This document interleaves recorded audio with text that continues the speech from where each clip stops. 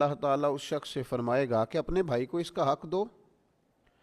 عرض کرے گا مالک میرے پاس تو اب کوئی نیکی بچی نہیں, کہاں سے حق دوں؟ تو اب وہ جو مدعی ہے, جو دعویٰ کر رہا ہے کہ میرا حق کس سے لے کے دیا جائے, وہ عرض کرے گا مالک پھر میرے گناہ ہی اس پر ڈال دیے جائیں.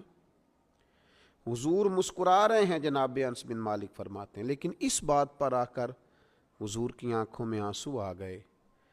نبی کریم صلی اللہ تعالی علیہ وسلم فرمانے لگے وہ بڑا ہولناک دن ہوگا قیامت کا.